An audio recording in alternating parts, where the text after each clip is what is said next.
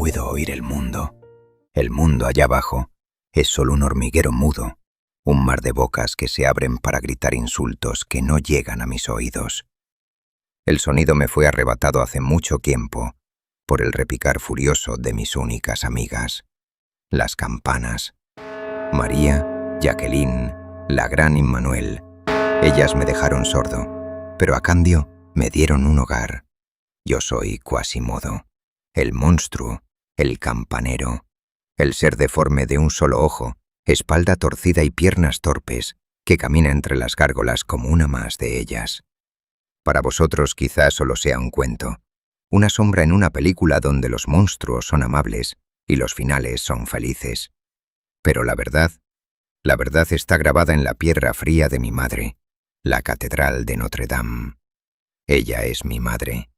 Sus arbotantes son mis costillas, sus rosetones mis ojos, sus criptas mi corazón. Y en uno de sus rincones más oscuros, tallada a cuchillo en la pared por la mano de mi padre y amo, hay una palabra en griego que gobierna esta historia y vuestras vidas, aunque no lo sepáis. Ananké. Fatalidad, el destino, una fuerza oscura que nos arrastra a todos hacia el abismo. Dejad que os cuente cómo esa fatalidad nos devoró a todos. Todo comenzó en la oscuridad. Yo no nací, fui escupido por el mundo. Era el domingo de Quasimodo, el día que me dio mi nombre. Me habían abandonado sobre una tabla de madera en la escalinata de la catedral, en el lecho de los expósitos. Yo era un bulto que lloraba, un saco de carne retorcida. La multitud se arremolinaba a mi alrededor. ¡Es un engendro del demonio! Mirad ese ojo, mirad esa joroba. Hay que ahogarlo antes de que traiga la peste a París. Yo lloraba, aterrorizado. Entonces la multitud se apartó. Una figura alta, vestida con sotana negra, emergió de las sombras del pórtico. Era Claude Frollo, el archidiácono de Notre Dame. Para París un santo, un erudito, para mí el único ser que no me miró con asco, sino con una fría y calculadora piedad. Apartaos, ignorantes. La Iglesia acoge a todas las criaturas de Dios, por más que su forma sea un castigo divino. Yo me haré cargo de esta desgracia. Lo llamaré Quasimodo, pues es a medias un ser humano. Será mío. Le enseñaré a servir a la catedral que hoy le da asilo, para que pague con sudor la caridad que hoy se le otorga. Me levantó en sus brazos. No hubo calor en su abrazo, solo el peso del deber. Desde ese día él fue mi amo. Le temía y le adoraba a partes iguales. Si Notre Dame era mi madre de piedra, Frollo era mi padre de hielo. Los años pasaron. Crecí oculto en las alturas, saltando entre los tejados, ajeno al mundo de los hombres normales, hasta el día de los locos. Aquel día el pueblo de París celebraba Icaos. Buscaban al hombre más feo de la ciudad para coronarlo como el papa de los locos. Atraído por el bullicio, asomé mi rostro por el agujero de la competencia. No tuve que hacer ninguna mueca. Mi rostro natural fue suficiente para paralizar a la multitud y luego hacerla estallar en vítores salvajes. Me sacaron a rastras de la catedral, me vistieron con harapos dorados y me pusieron una corona de cartón. ¡Salve, Quasimodo! ¡Miradlo! Es la perfección de la fealdad. Nunca París ha tenido un rey tan horrendo. ¡Salve al monstruo!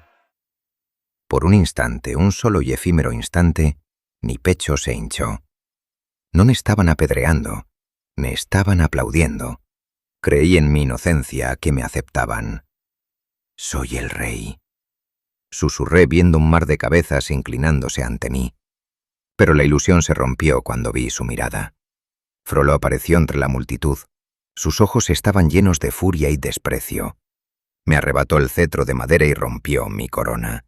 La misma gente que me vitoreaba comenzó a abuchearme, a escupirme, a reírse de mi humillación mientras yo seguía a mi amo, como un perro apaleado de vuelta a las sombras. El mundo no me amaba, solo se burlaba de mí. Pero el destino, Ananké, ya había comenzado a tejer su red. Aquel mismo día la vi por primera vez, Esmeralda. Dejad que os explique quién era ella, para que entendáis mi dolor. Esmeralda no era una mujer común. Era una gitana, una bailarina de las calles, apenas una niña de 16 años, con ojos negros como la noche y un corazón tan puro que no pertenecía a este mundo podrido. Bailaba en la plaza con su cabrita blanca, Diyali. Cuando ella bailaba el mundo entero se detenía. Pero su belleza fue su condena, porque no solo yo la vi. Mi amo, el erudito, el sacerdote intocable, Claude Frollo, también la vio. Y esa visión envenenó su alma. El celibato, la represión, sus años de encierro estudiando alquimia y religión, se convirtieron en un fuego negro que lo consumió. Se obsesionó con ella, y para conseguirla, me utilizó a mí. Frollo me ordenó secuestrarla en la oscuridad de la noche. Yo obedecí, porque siempre obedecía.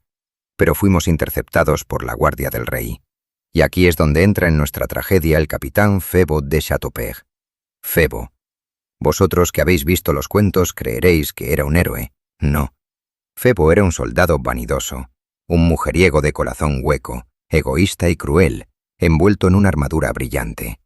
Él rescató a Esmeralda y en ese instante ella, deslumbrada por su belleza y su uniforme, se enamoró perdidamente de él. Un amor ciego y fatal. Febo no la amaba, solo quería arrebatarle su inocencia y desecharla. A mí me capturaron. Frollo huyó en las sombras, dejándome atrás, y por mi crimen fui condenado. Me ataron a la picota en la plaza de Grève. El sol caía a plomo. El látigo del verdugo desgarró la piel de mi espalda, arrancando trozos de carne y sangre, pero el dolor físico no era nada comparado con el odio de la multitud. La misma gente que me había coronado ahora me tiraba piedras y excrementos. Mis labios estaban agrietados. El polvo se mezclaba con mi sangre. ¡Agua!, grité con una voz gutural que apenas sonaba humana. ¡Por piedad, agua! La multitud solo respondió con carcajadas. Frollo, mi amo, pasó por la plaza. Lo vi. Lo miré con ojos suplicantes, pero él bajó la cabeza, aceleró el paso y me ignoró. Me había abandonado. ¡Agua! Volví a gemir perdiendo la esperanza. Entonces la multitud se abrió. Una figura pequeña, vestida de rojo y verde, subió los escalones de madera de la picota. Era ella, Esmeralda, la chica a la que yo había intentado hacer daño. El verdugo intentó detenerla, pero ella se acercó a mi rostro monstruoso. Sacó una cantimplora de su cinto y con una delicadeza que yo nunca había conocido, acercó el agua a mis labios. Bebí. Y mientras el agua fresca bajaba por mi garganta ardiente, levanté mi único ojo hacia ella. Sentí algo caliente rodar por mi mejilla sucia. Una lágrima. La primera lágrima de mi vida. ¿Por qué?, pensé, incapaz de articular las palabras frente a ella. Yo soy la noche, tú eres el sol. Intenté herirte y tú me das la vida. Eres un ángel en un mundo de demonios. Desde ese segundo, mi alma deforme le perteneció para siempre. Pero el amor puro no tiene cabida en París. Mientras mi devoción por ella nacía, la locura de mi amo se desbordaba. Frollo se estaba pudriendo por dentro. El santo se había transformado en un monstruo mucho más feo que yo, porque su fealdad estaba en el alma. Una noche, escondido en las galerías superiores, escuché a Frollo caminar en círculos por su celda. Hablaba solo, arañándose el rostro, poseído por una fiebre que no era de este mundo. Me acerqué en silencio, como una gárgola de carne, y lo vi caer de rodillas ante la pared donde había grabado Ananke. «Bruja, súcubo, me has embrujado. Antes de ti, mi mente era un templo de cristal. Ahora está lleno de ceniza y fuego. Cierro los ojos y te veo bailando. Veo tu piel, escucho tus panderetas. He rezado, me he flagelado hasta sangrar, pero Dios no me escucha. El demonio me ha tomado a través de ti, gitana.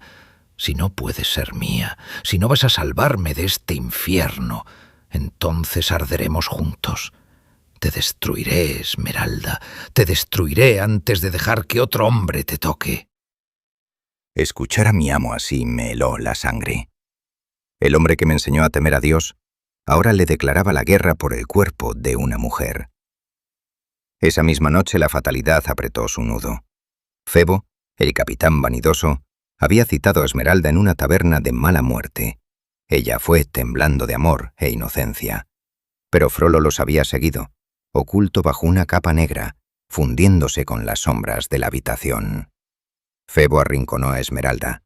Sus palabras eran veneno dulce. Oh, mi bella gitana, no hablemos de matrimonio. El matrimonio es para los burgueses aburridos. Entrégate a mí esta noche. Demuéstrame tu amor. Esmeralda dudó, cegada por él. Te amo, mi capitán. Seré tuya si tú me juras amor eterno. Pero antes de que los labios del soldado tocaran los de mi amada, las sombras cobraron vida.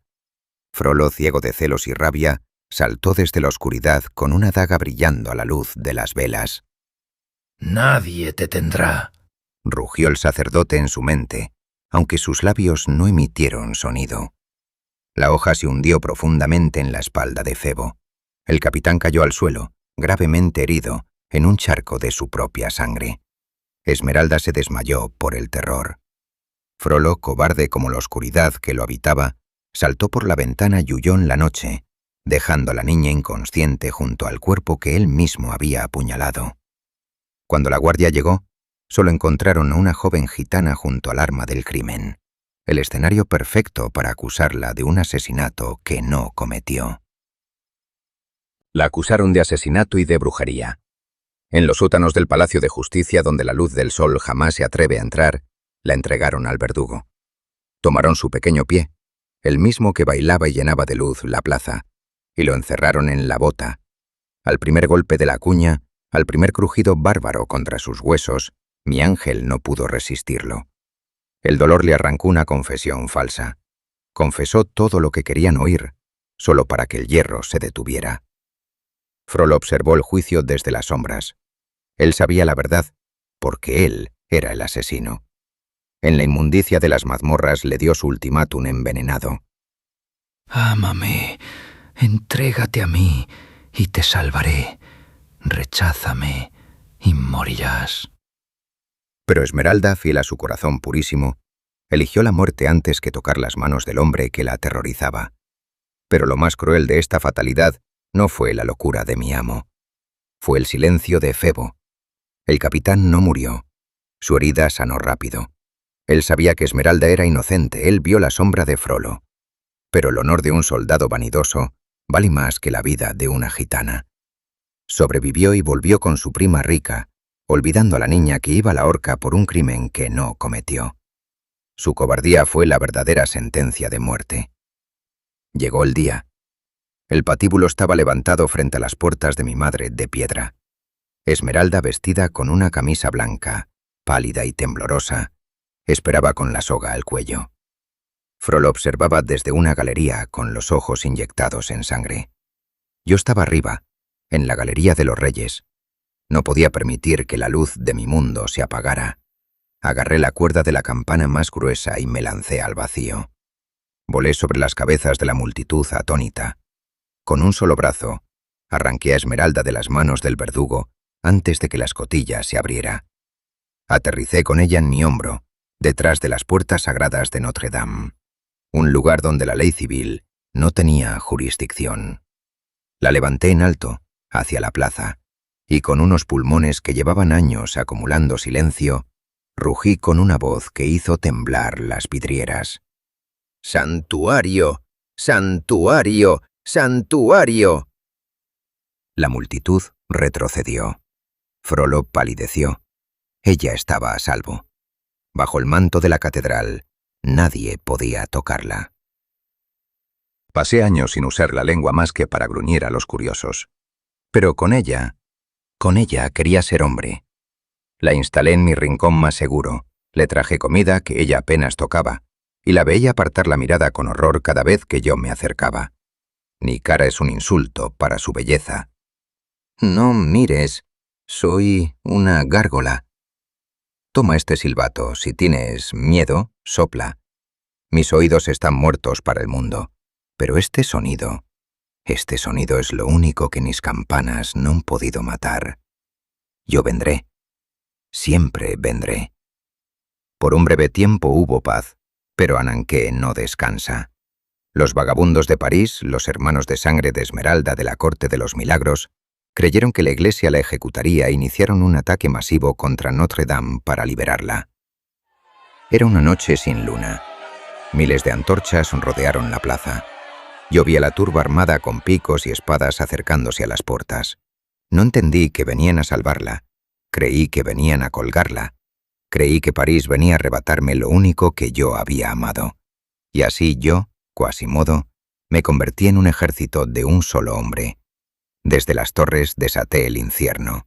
Les arrojé bloques de piedra que aplastaban cráneos. Destruí las tuberías y encendí fuego bajo el plomo del tejado. «¡No os la llevaréis!», me gritaba a mí mismo, llorando de furia y miedo mientras empujaba gárgolas de piedra hacia el vacío. «Ella es mía para protegerla, es la única luz. Alejaos, demonios de París, mientras yo respire nadie pisará esta torre». El plomo derretido caía como lluvia de fuego sobre los atacantes. Los gritos de agonía resonaban en la plaza. La catedral parecía un volcán en erupción en medio de la ciudad. Yo luchaba como un león rabioso, pensando que estaba siendo su héroe. Pero todo fue en vano. Todo fue una cruel distracción. Mientras yo defendía las puertas principales, Frollo, aprovechando el caos, usó sus llaves secretas y sacó a Esmeralda por una puerta trasera de la catedral. A orillas del Sena, le dio su último ultimátum. ¿O yo o la horca? Ella, mirándolo con asco, eligió la muerte. Frollo, convertido en un demonio despechado, llamó él mismo a los guardias del rey y se la entregó. Cuando finalmente corrí a la celda de Esmeralda tras repeler el ataque, estaba vacía. Desesperado corrí por los pasillos hasta llegar a la torre norte. Allí estaba él, Frollo, de pie en el borde del abismo mirando hacia la plaza de Grève. Me acerqué lentamente, siguiendo su mirada. Y entonces lo vi. A lo lejos, a la luz del amanecer, un nuevo patíbulo. Y mi hermosa Esmeralda, mi sol, mi luz, colgando de una soga, balanceándose suavemente en el viento frío de la mañana. Su cuello roto, su vida apagada. Me quedé petrificado.